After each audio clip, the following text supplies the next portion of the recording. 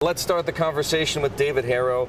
David, you've described yourself as someone who looks for well-managed companies selling at ridiculously low prices. Are you finding any right now? Yes. Where? The environment is very conducive to our type of investment style. Because of these macro fears that we see in the economy, all those fears about the Mideast, fears about the Eurozone, Japan, even our own U.S. fiscal policy, it's caused people to be cautious, and valuations as a result are very subdued, despite the fact that the globe is still growing at 3 to 4%. I think 3.25%. You've been very consistent with your favor, for example, for Japan. Where else are you going now? Something new? Any different? Any change in direction? No, we haven't found. When we move, it tends to be very evolutionary as opposed to revolutionary. We've gently, in the last 2 or 3 years, increased our exposure in Japan. It wasn't too long ago when we had zero in Japan. I've been investing for 25 years. In my first 20, I probably had next to zero. But when value starts to pop up, we start to take a look, and if we could find things that meet our criteria, we'll invest. David, your Oakmark International Fund is very diversified, so it's hard to pigeonhole you in any way, but you are fairly highly exposed to European banks. Are you not at all concerned about the potential for systemic risk there with what's happening in Greece? More headlines today. They're not good for Greece, they're not good for European banks, and of course there's still the potential for contagion in Ireland, in Portugal, in Spain. Yeah, we are concerned, and it is something you have to watch. Then you have to look at the probability of the worst case scenario, which I still think is fairly low. I mean, there are going to be things that aren't good, but the worst case scenario, contagion, the collapse, I think is a very low probability. And meanwhile, you have European financial institutions that might not be priced for disaster, but they're priced for very, very difficult times. I think times will be less difficult than what is implied in the prices of these companies. Less difficult. Interesting. So are you adding to those positions? We've added, especially the companies that are really have a strong asset management flavor or have strong franchises in retail banking. Our least favorite kind of is black box investment banks.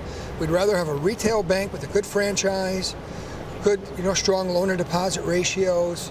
BNP Paribas is a perfect example of that, or Intesa Sanpaolo in Italy. And see, they've been hit because they're part of this region. Even Santander, it's a bank based in Spain. Less than 30% of its profits come from Spain. Some of those names that you just cited are stocks that you've held for an awfully long time. And I'll name a couple of others. Credit Suisse, for example, UBS, Daiwa Securities in Japan. Some of those stocks performed well for you early in the going. For the past year and a half, call it, they haven't done so well. What I want to know from you is how long do you think it'll take before they start to turn up? And if not, at what point do you lose patience? Yeah. We lose patience, to answer that question first, if we see something that disrupts what we call the value creation process. If for some reason these institutions aren't creating value, then we lose patience. Business value, that is. Now, the funny thing, you mentioned Credit Suisse. It's one of our larger positions. Its business values continue to go up and up and up. Price has gone down, down, down, which means that value gap has opened up, up, and up. And so that's okay. As long as that business value continues to be created, we won't lose patience. We'll keep taking advantage of a situation. As far as timing, who knows? You just don't know. But one thing I do strongly believe, the lower something gets, the more unsustainably low a valuation becomes.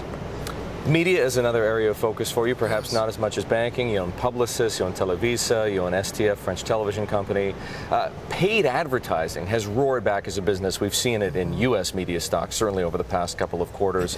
How long do you think it takes before that cycle plays out? And to what degree is it threatened in developed markets right now by the slowing economy? Yeah, it is cyclical, you're exactly right. And, it reacts pretty quickly. Why? Because it's one of management's easiest, most discretionary cost. Things get tough, boom, shut down advertising. So it is very cyclical, as you mentioned. I don't think this economic slowdown is enough to scare managers of businesses to cut ad budgets. Not yet? No, not yet. It's a competitive environment, and they already left some of their brands neglected in the past because of the past recession.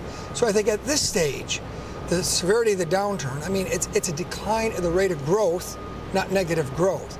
And as such, I think companies still feel competition.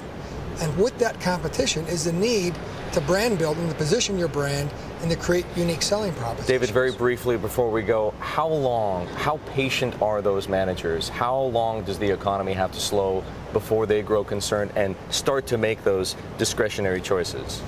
I think you'd have to see more severe downdraft. And the second thing, by the way, is corporate world's balance sheet financial situation is very strong. And they do look at advertising as an investment. And so it's not like they have to cut like 3 or 4 years ago when they went into the recession with very weak balance sheets. David, great of you to join us here on Bloomberg Television.